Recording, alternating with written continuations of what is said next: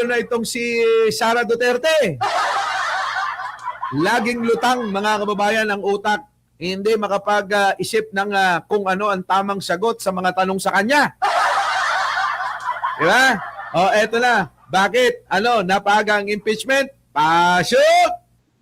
Maaga ang paghahain ng mga bagong reklamo kumpara sa February 6 na naunang itinakdang pagtatapos ng one-year bar rule ayon sa desisyon ng Korte Suprema noong 2025. Ang paniwala ng ilan na bago na ang petsang yan sa bagong desisyon.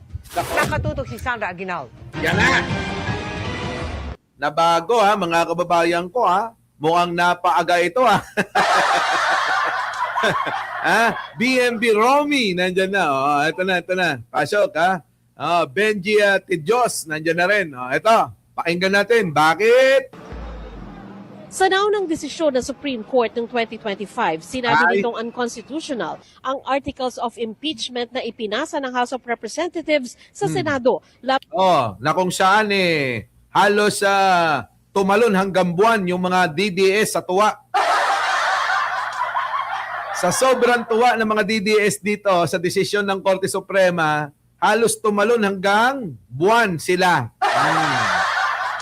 Kay Vice President Sara Duterte, sinabi rin noon ng kataas-taasang hukuman na walang bagong impeachment complaint na maaring simulan laban sa bise ng mas maaga kesa sa February 6, 2026. Oo nga. Ito yung tinatawag na Bakit gano'n? Bakit biglang nagbago? one-year bar rule na ayon sa desisyon ng 2025 ay nagsimula ang pagbibilang sa itinuturing na petsa ng pag-archive o pag-dismiss sa tatlong naunang impeachment complaint noong February 5, 2025. Pero sa bagong desisyon ng Supreme Court kamakailan, hindi na nabanggit ang petsang ito. Imbes, nakasaad sa page 29 at 30 ang panukala ng isang maestrado na December 2, 2024 nagsimula ang unang impeachment complaint laban sa bise. At kapag binilang ang 10 session days, papatak ito na January 14, 2025. Alak ka, pwede pala nung January pa yun! No? Ito raw ang dahilan kung bakit wala pang February 6 ay naghain na ng dalawang reklamong impeachment ang ilang grupo laban sa bise. Patay ka, yari ka, Sara. Kaya pala kinakabahan yung mga alipores mo, January 15, nag-lapse ang one-year bar. Oo. Sa totoo lang, January 16 actually, pwede na pala. Kaya lang, late naman na namin nakita yung decision, the other day lang.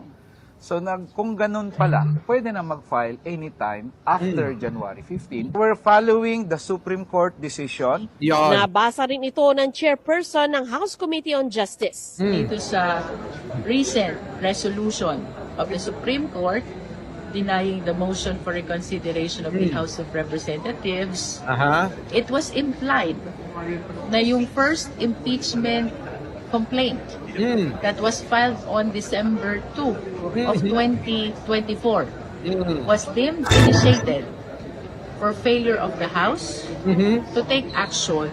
Oo nga, bakit kasi ginawa nyo? Sinunod nyo kasi kahit na mali-mali. Within the period of 10 session days. So counting from December 2, 2024, yung 10 session days niya was until January 14 of 2025. In other words, January 15, 2026. Pwede na. Yun naman pala, mga kababayan. Kaya pala nabago. So, ibig sabihin pala, January 15,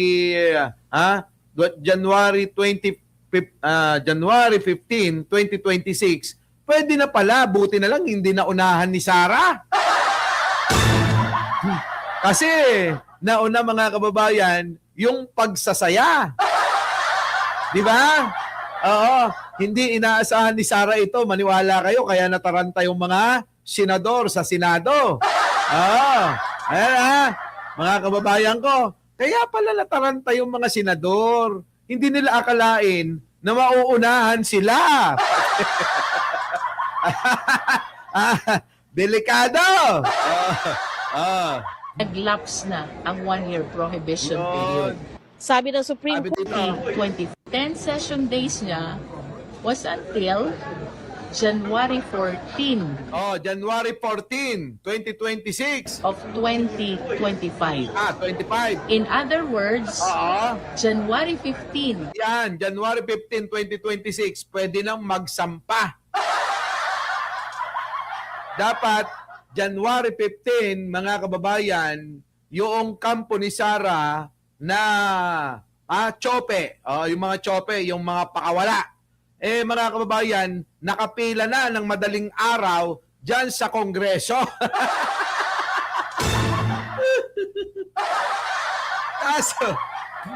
Kaso, mukhang hindi nila rin nalaman ito.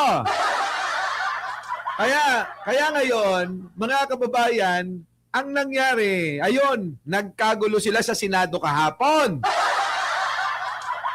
Nung mabalitaan nila, mga kababayan, na may nagsampa na ng impeachment complaint kay Sara Duterte. Eto na. Nagets nyo, mga kababayan ko? Nagets nyo? Eto na. 2026, naglapse na ang 1-year prohibition period. sabi ng Supreme Court, ang tinutukoy nilang session days ay calendar days na nakasesyon ang Kongreso. Iba ito sa definisyon ng Kamara sa session day na maaaring gumulong ng ilang araw hanggat hindi na i-adjourn. Kaya tuloy may kalituhan daw, sabi ng ilang kongresista. Even myself is Aminin nyo na, sinadya nyo yan para hindi makapagsampa yung mga kampo ni Sara. confused. Alin yung susundin natin? Is it the February 6, 2026 na nasa original decision? Or is it Baka mamaya maging ano na naman nila yan, ha? Maging dahilan na naman nila yan. Na sabihin, hindi, sinusunod yung talagang desisyon ng Korte Suprema. Binabastos ng House of Representatives yung desisyon ng Korte Suprema. Ganon siguro sasabihin ng kampo ni Sara. Di ba? Kaya siguro mga kababayan ngayon si Sara, kabang-kaba na. Bakit? Mga kababayan ko hindi nila akalain din ganito Putik na yan, Di ba? Paano na? Sayang naman yung pang-chope nila na pagsasampa, no? Niyari si Sara dito?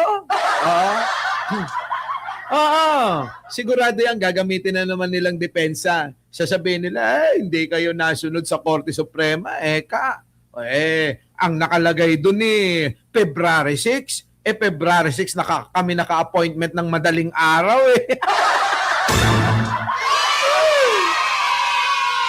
Di ba? Sige. Tuloy. the January 15, 2026, which was implied in the recent resolution? Pero pinal na ang desisyon ng Korte Suprema. Kaya paniwala ng ilang kongresista, posibleng may panibagong idudulog na naman sa kataas-taasang hukuman. That might Patay! Sabi ko na nga ba Sabi ko na nga ba, eto na naman, hindi tayo nagkamali mga kababayan. Mukhang yun na naman ang magiging dahilan. Magdudulog na naman sila, mga kababayan sa Korte Suprema. Paano na ito? Paano? May usapin na naman sa Korte Suprema. another cause or source of confusion, no? That may lead again to another petition before the Supreme Court. Pagka the referral is on the 6th of Feb onwards, tingin ko wala ho tayong magiging problema dito. So people can file any complaint from today up until the 6th, no? Hiningan namin ng bagong komento o paglilinaw ang Supreme Court pero wala pa itong sagot. Ito namang Korte Suprema Pabebe. So paano ngayon ito mga kababayan ko? 50-50 na naman ba? Pwede naman na, tama naman si Redon mga kababayan ko. Tama yung sinabi nito. Dali. petition before the Supreme Court. Pagka the referral is on the 6th of Feb, Kung ang referral ay mangyayari sa February 6, walang kaso. Sundin nyo na lang yun. Di ba? Sundin nyo na lang yun. First come, first serve. Di ba, no? Gawin nyo na lang. Nauna. Kung sino naunang nagsampa, yun ang mauna. Di ba?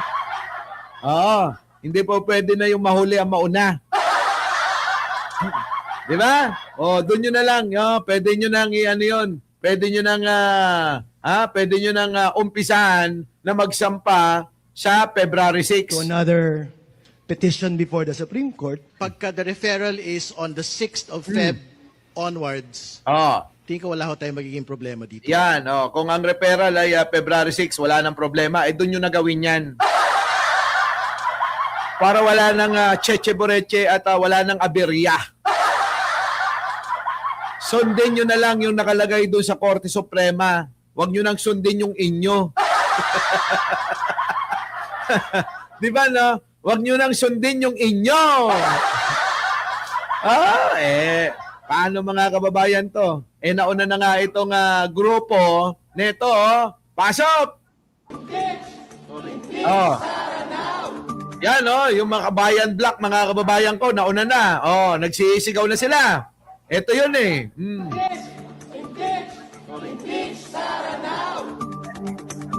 Yan, Ayan na mga kababayan ang aktual na pagsasampa ng impeachment complaint laban kay Sara Duterte. Yan. Nako. Ayan ang mga kababayan ko.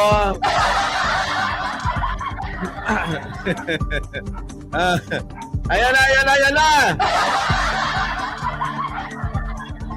Pinapasok na mga kababayan. Sa Kongreso. Doon po sa opisina ni Cheloy Garapil. Yan Grabe no. Panoorin nyo.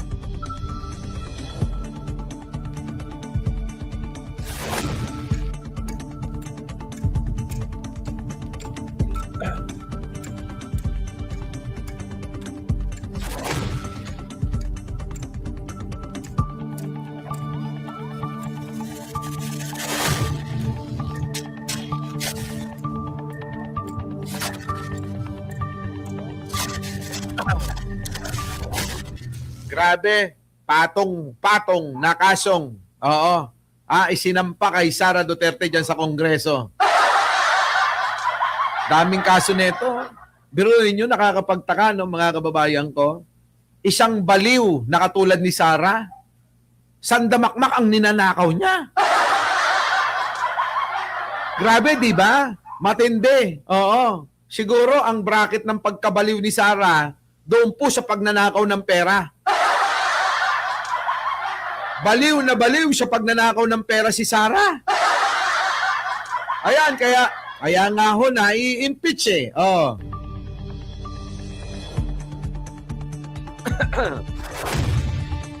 Yan na!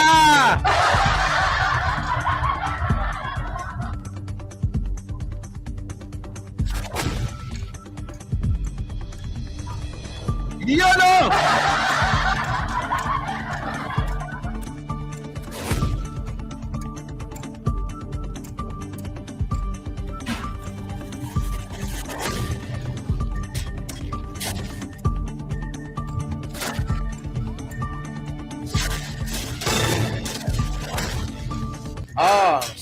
tama na, Boss Mike. So ngayon, mga kababayan yan na po, mga kababayan. Itong makabayan, coalition, ay sila po yung nagsampa kahapon. So ngayon, eto na, mga kababayan.